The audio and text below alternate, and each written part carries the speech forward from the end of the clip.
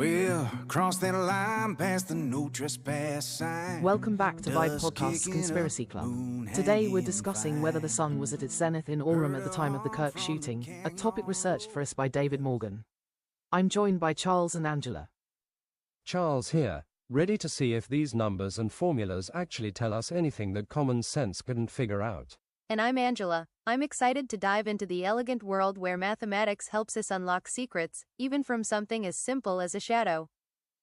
Excellent. So, the core problem Angela tackled was estimating the time of day from a shadow in a photograph. She decided on a multi-step process combining photogrammetry with astronomical calculations. Indeed, Alice, it's a fascinating challenge. The strategy involves first analyzing the image for the shadow length to object height ratio, then gathering precise geographic and solar data, calculating the sun's altitude, and finally, determining the time of day and verifying the shadow's direction. Each step builds on the last, ensuring accuracy.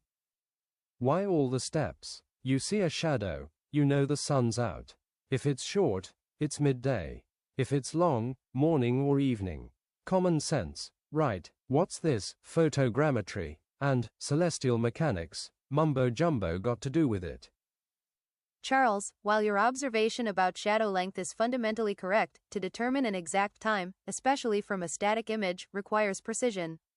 For instance, I needed to identify the specific building at Utah Valley University, or UVU, to get exact latitude, longitude, and even the lamppost standard height. Plus, the sun's declination for September 10, 2025, is critical for astronomical calculations.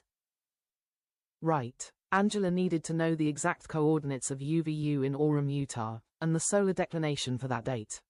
She successfully gathered the latitude as 40.28 degrees north and longitude as minus 111.72 degrees west, with the solar declination at plus 4.918 degrees north. That's pretty specific. Specific, sure, but how's knowing where Orem is going to tell you the time from a picture? You just need to see the shadow. Those coordinates and the solar declination are essential because they define our observational frame of reference. They allow us to calculate the sun's precise path in the sky for that exact location and date. Without them, any shadow measurement would be meaningless in terms of time. And after analyzing the image, Angela estimated the ratio of the shadow length to the lamppost height to be about 0.7. This suggested a solar altitude of approximately 55.0 degrees. See, she looked at it, she saw a ratio. She's getting somewhere with common sense. But then she says she still needs the lamppost height and building identity. Why? She already has the ratio. The ratio is a very good starting point, Charles. It directly relates to the solar altitude. However, the exact lamppost height would make the shadow length measurement absolute rather than just a ratio. And identifying the specific building helps confirm the scene's orientation, which is crucial for determining if the shadow indicates morning or afternoon. Angela then decided to use an online solar position calculator with the estimated altitude and known data to find the exact time, which sounds like a smart move to avoid complex manual calculations. Absolutely. It's about efficiency and precision. My approach would often involve direct celestial calculations, but utilizing verified online tools that perform those complex algorithms quickly is perfectly valid, especially when the initial data is robust. And this is where it gets really interesting. Angela confirmed the coordinates and got an even more precise solar declination of plus 4.65 degrees north. And then, Angela, you worked out a breakthrough, didn't you? Yes, Alice, this was quite compelling. My initial visual estimation of the shadow-to-height ratio suggested a solar altitude of about 55.0 degrees. However, when I used the confirmed geographical and solar data to calc maximum possible solar altitude for that location and date, what we call solar noon, it came out to approximately 54.37 degrees.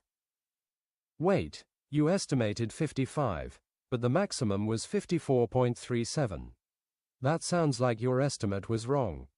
Not wrong, Charles, but insightful. The fact that my initial estimate was slightly higher than the physical maximum solar altitude possible for that day strongly indicated that the photograph was taken at the moment of the shortest possible shadow. And the shortest possible shadow occurs precisely at solar noon. This meant the initial concern about needing the building's orientation to distinguish between morning and afternoon became less critical for the final time estimate.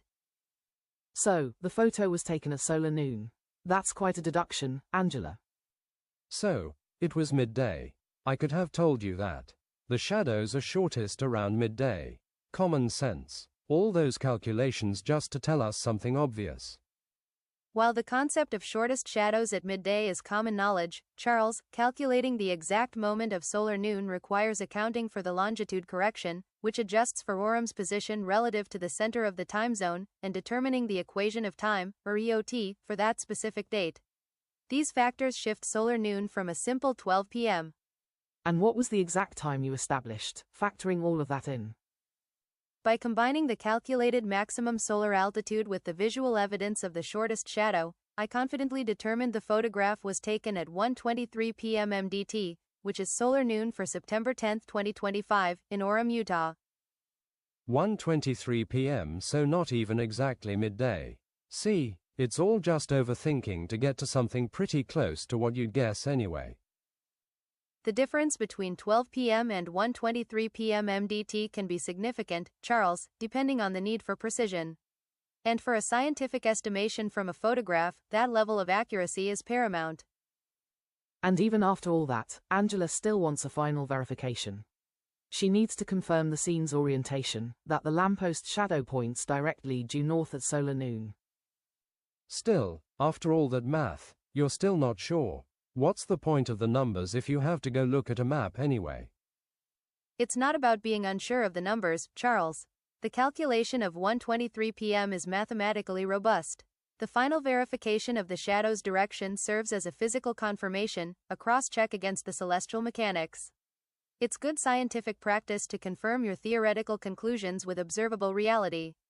It makes the entire finding even stronger. That's all for today. A big thank you to our guest researcher, David Morgan, for providing the image for our topic, and Angela for being a mathematical shadow genius. I am your host, Alice. Moon hanging fine. Heard a hum from the canyon low. Felt a spotlight shine like it wanted to know. Down in Area 51 where the secrets sleep, they say the truth ain't ours to keep. Silver ships and government lies, blink once and you're gone from sight. Yeah, out in the desert where the world comes undone, I saw a light.